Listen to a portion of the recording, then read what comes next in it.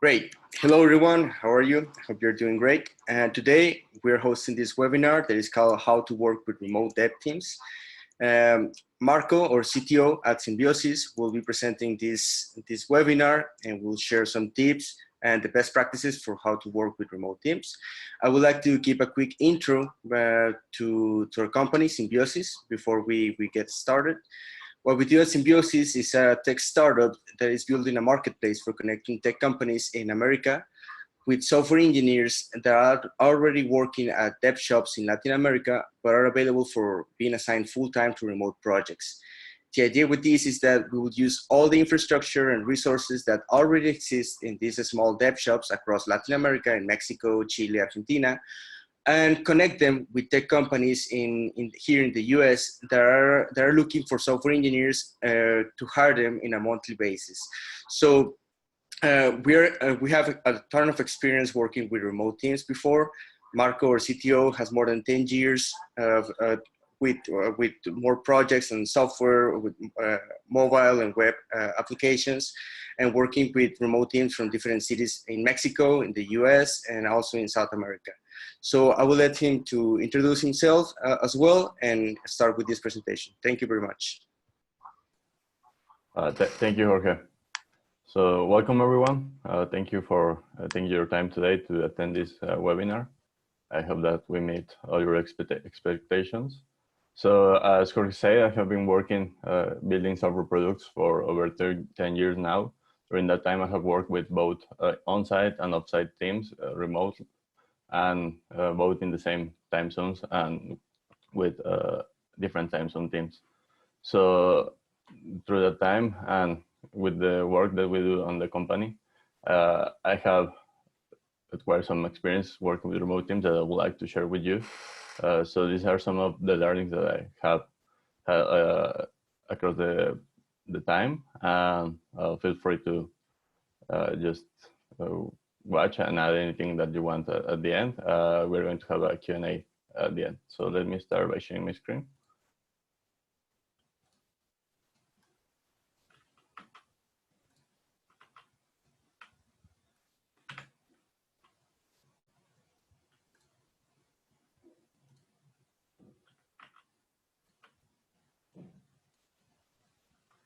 Okay. Okay, so how to work with remote teams. Well, first, let's talk about the current scenario. Right now, everyone in the world is facing a crisis. We're facing a pandemic, and it's forcing us to stay at home.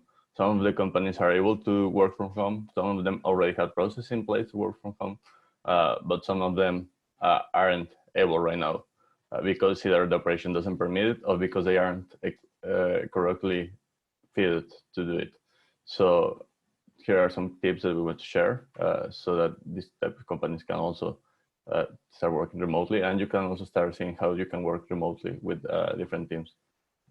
So here's some data about the current scenario. 67% of the employers were taking steps to allow people to work from home. So that's a really big number. And it's something that's not only for this pandemic, so it's something that's growing every day. And every year that we see that more and more companies going to remote work. So what's a remote team? Well, a remote team is basically comprised of people from various locations. Some of them can be on-site, some of them need to be off-site, obviously, so they are remote. But that's a big part. A remote team does not only compromise people outside, so it's all the team. It's important to make the distinction. It might be part of the company, or it might be an external contractor. That's a common scenario. So you might be paying someone, having them work with you as part of your team. And they can be in the same or different time zone, which is also an important aspect, because we need to take that into account for planning meetings and for how the information is going to flow. Also, it's going to be culturally diverse. So not everyone is going to be having the same expectations. Some things mean, like a phrase might mean something in the States, and it might mean something different in the United Kingdom, for example, or in other parts of the world. So here are some of the barriers that companies transitioning to remote work are facing. Lack of accountability. So it's not easy to track who is doing what and who is responsible for what. There are no structure and processes that allow us to clearly define how to do some work. So everyone kind of just does the work, but there is nothing that allows them to follow a process or for someone new to know how to do it. Company core values are not known to everyone. So when you are all in the same building, it's easy to take decisions. It's easy for someone to go up to the manager or to their boss and ask them something and take a decision based on that. When you're working remotely, it's important that you communicate all your core values so people can take those decisions on their own, because you're not going to be available 24/7. Without human contact, people get lonely. So that's something that's really specific right now too, because it's not only remote work, but you cannot go outside. You cannot have contact with many people. So it's harder to build lasting connections over visual communication. There are no performance indicators that allow us to track how everyone is doing from home, other than the usual time that people put or used to put on the office. We also have different time zones. So that's problematic because not everyone is going to be available at the same time for the meetings or to answer questions that come up at the moment. There is not a clear definition of responsibilities in many companies. So people just back to work, and when they have a question, they might just walk up to someone else's desktop. So this is an issue not only in remote work, but also in traditional office work, but it's not as clear or it's not as obvious on office settings. There are different curricular expectations, as I was saying. So maybe you can be working with someone from another country, and they might tell you that they will call you right now. And right now for someone in another country might mean in 5 minutes or right after that call. And for someone else, it might mean in an hour or two. Or like some time afterwards. So it's important to take that into consideration always when you're communicating. There is poor infrastructure, either on the company side or also on the worker side. So right now it's really hard for many people because they might not have the correct infrastructure at their homes. They might not have good internet connections, or their work computers, their home computer might not be suitable for work. So that's something that also needs to be addressed. There is resistance to change. Many companies, like especially with people that have been longer there, they tend to be resistant to changing how they do things because they already know a way that works for them. So sometimes when transitioning to doing everything online or doing everything like a different way that people are used to, it will be harder for them to change. And also there is the distance. So there is 3 types of distance. We talk about the physical distance, which is the place and the time, people being in different places, different time zones, like we already talked. There is the operational distance. So that distance talks about how there might be a gap between the team skill set.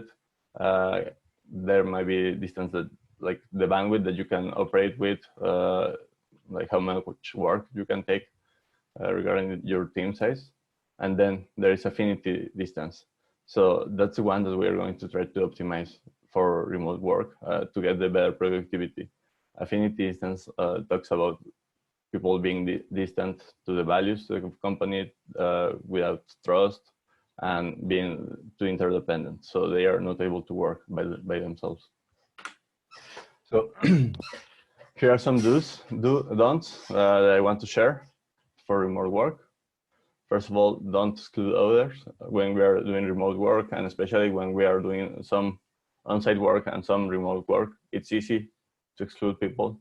So we might walk to another people's desk and ask them a question and solve an issue and leave the other part of the team out of it. So it's important that we keep everyone who is in the team in the loop and try to include them in important decisions. So make sure that you can have everyone on a quick call, or if not possible, leave trace, like a meeting note memo to document why you took that decision, and so that the other person can also take part in the process. I assume others know the same context that we do. So this is something that happens a lot in regular conversation, but it's a lot more important on online conversation. People don't have the same context that we do. They don't understand the things the same way that we do. So they might be thinking that you're asking them to do something because you're interested in obtaining X result, but in reality, you're interested in something else. So when you are doing person-to-person communication, it's easier to see a person's reaction, to read their body language. But in online communication, it's really hard to convey feelings. So context is key. We need to try to keep context in everything we do. A big done is overusing communication tools. So we think that when we are switching to remote work, we're switching to online work, we should be online 24/7. And some people try to use that as an excuse to keep micromanaging the team. So you need to be really careful and really think about when you want to contact the team, because every time that you're going to be contacting the team and you're going to be expecting an answer from them, you're going to be taking them outside of their work zone, outside of their flow zone. So that's something that's going to be really costly in productivity wise. And like, think about it this way: every time that you go and send a message to someone or call them just to check something really quickly, it's like if you came out to their office and open the door, make them stop what they were doing working and give you attention, and then do that again. So it's something that is not going to help them work efficiently. Work all day, it's important to set up schedules, so that way people know when to expect you to be online, when to expect you to be able to answer them or give them info that they need.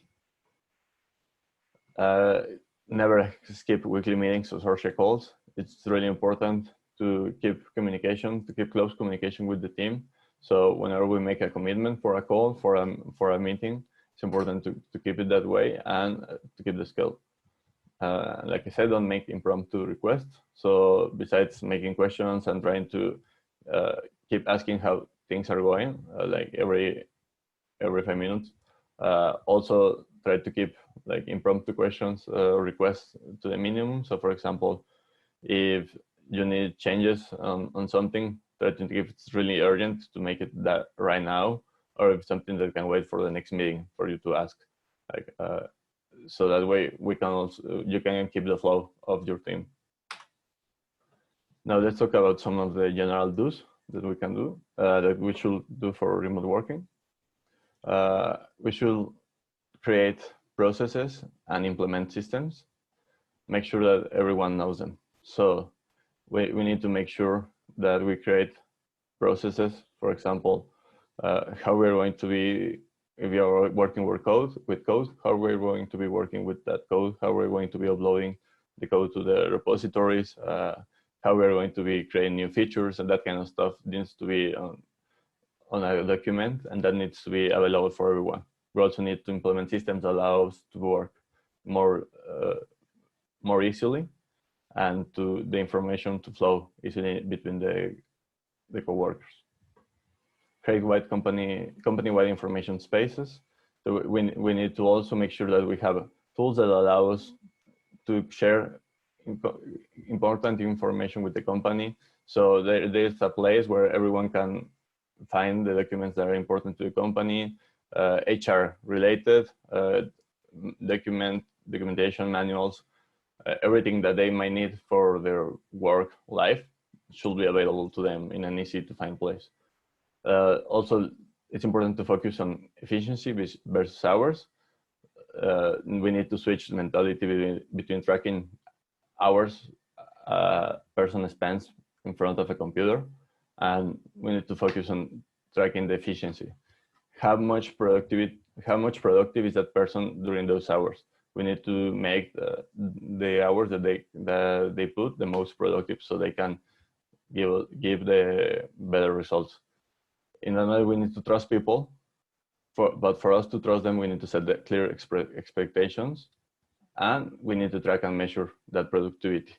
That way, we can allow the team to work by themselves and give their best results, while we also keep an eye on how they're delivering things and make sure that we're happy with what we're getting.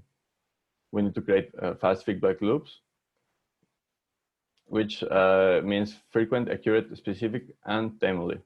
So that means that whenever we see something that it's wrong or that we need to change, or something that is good and that we need to keep doing, we need to make a note of that, and we need to raise that to the team, so they are aware of what they're doing right or what they're doing wrong, and they are able to take actions to change that or to improve on that. That's really important, and that's one of the key aspects to working remotely. If you don't keep those feedback loops really close, really fast, you're going to be having problems with your team. Some HR do's. So for example, it's important to pay well. It's important to keep your workforce happy. One tip that I can give into that is look into markets where you might be more competitive. So that means you're not going to try to hire someone in Silicon Valley or San Francisco, because they're going to be really expensive and you're going to be competing against really big companies. So you can try looking into other markets, other emerging markets, where you can offer a more competitive pay. You also need to look for people that are fit for virtual work. What does that mean? They can work independently. They are okay working alone. They are self-driven. So that's someone that are going to be able to take a unit of work and try to figure it out by themselves. They do not need to be told each step that they need to do if you give them the right direction. Something that it's ideal is if you can plan for meeting in person at least once. So like I said at the beginning, it's hard to build lasting bonds over virtual connections, over virtual meetings. So at least being able to meet your team once, it doesn't have to be at the beginning of the relationship, but if you're planning on a long relationship, being able to meet once or even once a year, twice a year, it's a really great option, and it's really great to help build bonds between the team. Something also for hiring, it's when hiring new people, test for short periods of time. So instead of hiring someone for a full contract, hire them for a small project for a small period of time. So let's do something over 1 month, 3 months, and see how they work. Be sure to keep giving them feedback over that period of time, so you can really measure if they are a good fit for the company and for the kind of work that you need them doing. It's important to value individuals over infrastructure. So if you find someone that's really awesome for the position, but he's not in your in your city, he's not able to come to the office, or he has flexible hours, really take that into account, like value how much they can offer to the company, and they might be a better fit than someone that is just available in your city. Something really important also is doing quarterly 360 reviews. So that means looking not only at the employee, but all the circle around him, like how he's doing with his peers, what he thinks of his managers, what his managers think of him. So doing good reviews is key to making sure that your team is working properly. Communication is key part in working remotely. It's the basis of everything. So if we don't have a good communication, if we don't have good communication skills, we are not going to be able to get what we need, what we want out of our teams. First of all, and most importantly, when working remotely, even when working on the same time zones, it's important to be open and prepared for asynchronous communication. So you should not be expecting to get responses immediately. You should not be expecting things to be the same way that if you were able to walk to someone's office and ask them something. So it's important to take that into account and to plan ahead because of that. It's important also to create, follow communication protocols and rituals. So that means that we should create or establish certain rules. So for example, we are going to establish that we are going to be meeting bi-weekly or weekly with the team and doing an update every Monday and every Wednesday, for example, on how the project is going. And we should set a structure for that meeting so that we know what the agenda is going to be for each meeting and we know what time is going to be.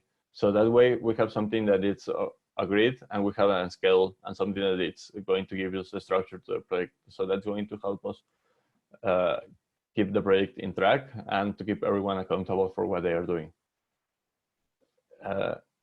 Like I said, it's important to have that meeting schedule daily, weekly, or bi-weekly. I wouldn't recommend letting things sit more than 2 weeks. If you're not following up with someone like every week or 2 weeks at most, work is going to fall behind. You're probably not going to resolve everything that you need done. So this doesn't have to be like a really big meeting or anything. It can be even 5-minute calls just to check on how things are doing. Regarding meetings, even though it's really tempting to just solve things on a call, it's important to document all of that. So we need to create meeting notes and share those with everyone that it's involved in the project and that it's responsible or interested in those decisions or on the notes of what was talked through the meeting. It's important to take extra time to be specific. Like I was saying, context wins. This means that we need to take the time to make sure that we answer all the questions when we are explaining something, to make sure that we cover all bases. That way we are set for async communication. That way we are sure that we are not going to be needing something right on that moment when we are working on it, because we already asked for that before, or we already gave that information before. Also, context is going to help us give direction to the team. It's important that we convey to them what our values or what objectives are, so that way they are able to take decisions or to make decisions on the spot. That way, if they need to choose one option or another, they know what your objectives are, they know what your priorities are, and they know how to take that decision without needing to wait for you to take that decision. Something that's really important, it's using video over other mediums.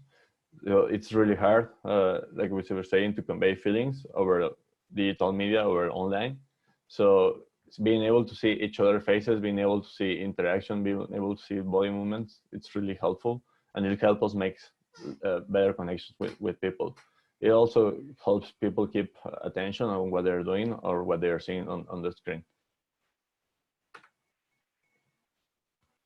Something that's really important for remote teams is that we compensate for in-person interaction.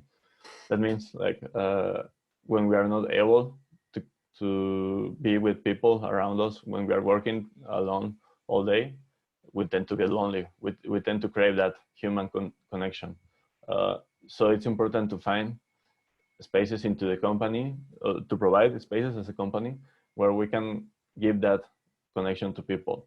Some options are, for example, when we are not working or when we are not in the middle of the pandemic, it's the co-working spaces. Remote workers can go out to a co-working space.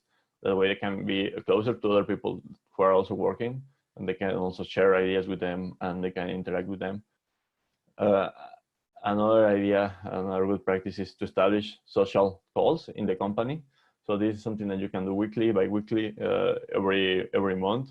So you can set a specific time on the week where you take 40 minutes, 1 hour, and just have everyone in a call and allow them to talk about anything they want, and take the pressure off work for a little bit. That way you can help them build bonds over time. If you have a really big company, maybe you can create smaller groups with people that are not in the same teams usually. So that way you can build bonds across departments. And if your company is smaller, you can just do a dynamic with the whole company. A chat room, it's also really important. Having an online space where everyone can just talk, share things. It doesn't have to be work related. It's just a place where they can vent off and they can it's going to be the replacement for the water cooler in the office. Some tools that we can use for direct communication. It's like I said, first we want to focus on video. So we have Zoom, like we're using right now. It's something that we have used for some time right now. It's the one that has worked the best for us. Then we have also Skype and Meet or Hangout, which is from Google, which also work for video calls. Next, from video, we have audio. So you are not able to have a video call. Next best option is having an audio call. You can also do that on Zoom, on Skype, on Meet. But also you can do it besides the phone, on Telegram or on WhatsApp. Next best option is using a chat tool. For example, you can use WhatsApp, you can use Telegram, you can use Slack, which is dedicated for your company or for your team. You can also use something like Discord. And the goal here is to have defined channels for each communication and to have a set of rules and a ritual that people know to follow. So that way, when your team wants to ask a question, they know what the right tool is to ask the question. And lastly, we have email channels. So that's the least useful channel to use. So if none of the other channels are going to work for what you need at the moment, you should go with email. With an email, there are some solutions like Google Apps for Business, Office 365, and Soho One that can help you set up a business email account for your company.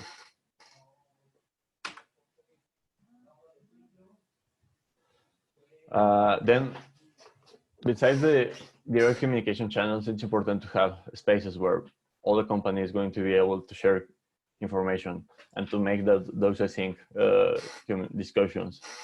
Also where they're going to be able to look for information when they need it. So some of those suggestions is things like Basecamp, which allows to keep track of different company departments, allows to give them a little more visibility into what each of them is doing. And they have a cool feature which I like, which allows you to do daily and weekly and monthly check-ins. So that way all the team and all the company know a little bit more about how they're doing, what they're doing. So for example, a share space might look something like this, where you can look at the customer support board and you can see what they're doing, messages that they're discussing at that moment, calendar schedules, documents that are shared between them, or just the regular talk between on the campfire. Another tool that I really like is Notion. It also allows you to set a company home for a company, and it also has a lot of other features. Allows you to customize it and do a lot of things with it. So you can have something like this, where you could have all the info for your company, like share what your mission, your vision, your values are with the team, what your processes are. So this will give the structure and will help everyone find what they need when they need it. Something similar is also Confluence. It's important to have a share docs or collaboration tool. So you can use Google Drive, OneDrive, Dropbox, Confluence also. Those will allow you to share regular like PowerPoint slides, Word documents online, and also folders with images, all that kind of stuff that you want to make available for everyone in the company. And regarding code, some of the tools that I recommend is using version control system like GitHub, Bitbucket, or GitLab. GitHub just launched the Teams option for free. So you are allowed to have unlimited private repositories for your organization and unlimited team members for your organization. So I think that's a really good option for you to keep all the code organized and to keep all your developers working on the same project and code base. Now, talking about project management, some of the those are, so make sure that everyone is clear on the definition of done.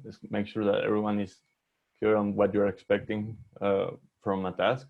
So if you are vague on what you're expecting, and if you don't give the correct guidelines or direction to complete the task, you're going to be finding that it's not what you wanted, and you're going to be working on that again. You're going to be having your team work on something more than once. So it's really important that you are clear on what you mean by done and what you expect for a task. When you are managing your project, it's also important that you, besides building new features, building improvements on what the customer sees, that you also make time to build system and process improvements. Those kind of improvements will help you have a more solid product in the future, will help you move faster in the future. So that means allowing your team to automate processes, for example, for building the code, for deploying the code to production, for testing everything. And sometimes those things might not appear as an immediate, or might not give an immediate value to the project, but it's really important to make time and to take those into consideration. Be clear about the goals and priorities of the project so everyone can take decisions for themselves. It's important that when you're trying to do remote work, you don't see a project as something that you need to micromanage, that you need to do to every detail. So you need to make sure that you convey what you expect, how you want, like what your goals are with the project, and you need to trust people. You need to be flexible, so you focus on the bigger picture while you're planning ahead. So trust your team to execute what you're trying to build, trust them to do what they know, and you focus on the bigger picture, focus on what the goals of the product are. And also here, fast feedback. Again, it's important to always keep giving feedback to the team, saying what's working, what's not working, as soon as we see it. Following an agile framework or a project manager framework, it's really important, and using tools to facilitate that framework. It's something that is key. So whenever we try to look at a project management framework and agile framework, we see that we need to keep track of some data. We need to look at keep track of all the tasks. So if we use a tool that allows us to facilitate that work, that allows us to focus on the product, to allow us focus on knowing what we should build next, instead of trying to keep track of all the metrics, of trying to keep doing all the calculations ourselves, is going to be important. We need to automate as much as possible. So if we can automate testing, if we can automate deploying of our application, if we can automate any part of the processes, it's important that we take time as soon as we can to do that. It's going to give us really good gains in the future. We need to establish relevant productivity metrics. So it's important that the metrics that we do are relevant for what we're building, are something that it's allow us to keep looking at them and making improvements into our process.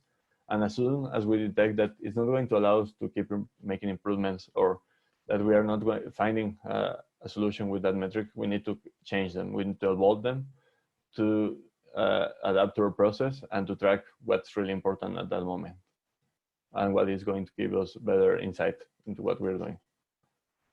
We need to reduce interdependency. So each person working on the team needs to be able to complete their work on their own, or ideally on their own. So that allows us to reduce waiting time for someone to respond, or to try to answer a question for someone. Like we said, we need to set meeting schedules and follow them. It's really important that we follow that schedule with the team, that we make sure that everyone is there on time, that everyone is keeping up with the schedule. That's like the only important thing for them to, like, they can work anytime they want. They can work in the night, they can work in the evening, they can work all day. But as long as they show up to the meetings, they keep with the skills that we are committing ourselves to, and they deliver their productivity metrics, it's fine. Like I said, it's important to invest in continuous integration and continuous delivery. This will allow us to make changes in our software, on our product faster, and to deploy that to the customers without having fears of it breaking something. Some really great tools that will allow us to give better feedback and to manage our projects better are Basecamp, which I already showed you, for keeping track of the project, of the general to-dos of the project. It's not going to give you something as focused for software development, but to keep track of all different projects in your company. Pivotal Tracker, it's a tool that is really great if you're using Scrum, you're following the Agile methodology. It's going to help you get metrics for your team. It's going to help you get the velocity that your team is following, and also to better plan each sprint that you're doing. Then we also have Country, which is really similar to Pivotal Tracker, but allows you to have a little more data into the tasks that you're building, or into the cards that you're building into your project. So you can include extra dimensions of data into everything, or more data than just the tasks for the project. So it's like a wiki that you can build along your tasks. GitHub, besides being able to keep your code in there, it has an issue tracker and a project tracker, which allows you to keep simple, to manage simple projects, to manage small projects, to manage issues in your software also. Asana and Jira are also great tools for bigger projects. They do add a little bit of overhead to the project, so I think it's important to choose the tool that is right for your team size or for the kind of project you're working with. I would recommend starting with something that it feels the less restrictive to you, and working towards building your process from there. Some other great tools for providing feedback is Loom, for example. It's a tool that allows you to record videos on your website, on your browser, on your website, so you can provide feedback to your developers or to your designer right on there. You can record audio and video while you're doing, and you can write on screen. So those kind of visual feedback tools are really great. You can record your feedback on your own, and you can send all that to your developer, to your teams, so they can look at it on their own time, and they can keep looking at it to make the changes or improvements. Zeppelin allows designers to upload their files, their images, so you can comment and you can place pins on the image with specific comments on what you need to change or what you want, or what you think of that specific design. And it also allows developers to get that design, to export that, and to work with it so they can better develop. FileStage, similar to Zeppelin, allows you to upload design and get feedback on it, putting pins on the images. Some tools that can be helpful for product management. So this is when you're trying to look more than just the next weeks. So you're thinking about the next few months of your product, what you're going to be building, what your roadmap is going to be looking like, and you want to keep ideas there that are not necessarily important to your regular development flow. So tools like Notion can help you keep all those ideas organized. Basecamp also works as a roadmap tool. AHA is also a roadmap specific tool, which you can use to plan that roadmap of development. And you must share that with your team, so they can know what's coming ahead, and they can know what the direction of the company is. Okay, so that's all for some of the tips that I had to share with you. Now I would like to know if any of you have any questions that I can answer, any comments also, or experiences that you want to share working with remote teams, if you have.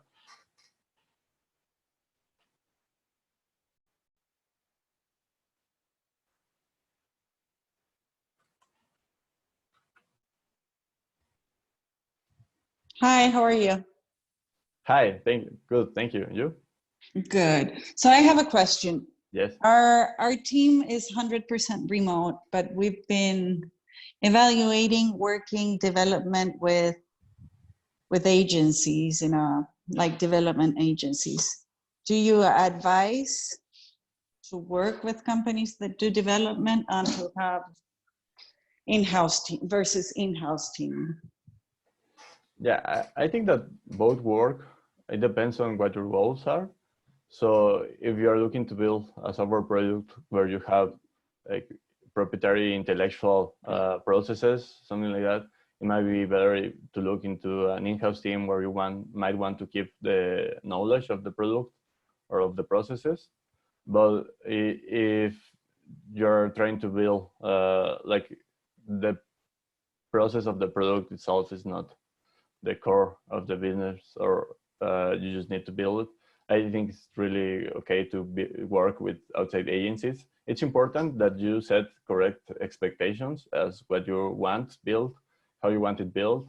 Something that I do see as an issue when working with contractors or with agencies is the beginning. Sometimes we have a scope for the project, but as a customer, it's not always something that we have really defined. It's not something that, and because of how startups work and how a project works, is going to be evolving. So it's important that both are aware of that and that you make agreements ahead of time on how you're going to work with that change, how you're going to improve on your project. So that way, when things need to change or when something comes up, both of you are going to be able to work it out, right? So because a lot of time that's some of the issues, like customer says, I want the X build, the agency will quote for a price. And when things change, no one wants to see it, right? Like they want the same price or they want the same scope, so that can be an issue. So as long as you try to keep expectations clear, you try to keep a really good communication as to what you want, when you expect things, and keep the feedback loop really fast. Like as soon if you see something that you don't like, raise your hand and raise your voice and say, hey, I don't like how this is working. And if it's not working for you with that company, end the relationship earlier. So it's better to try something really quickly, try something and have it fail earlier than to just go to the end of the project for the sake of it, right? Like I'll already start working with them. Let's see what happens. Yeah, I agree. Thank you. Yeah. Also, you should try like giving them smaller projects or smaller workloads, so you know how they work before giving them a bigger project. That's also a good idea. Thank you. Yeah, welcome.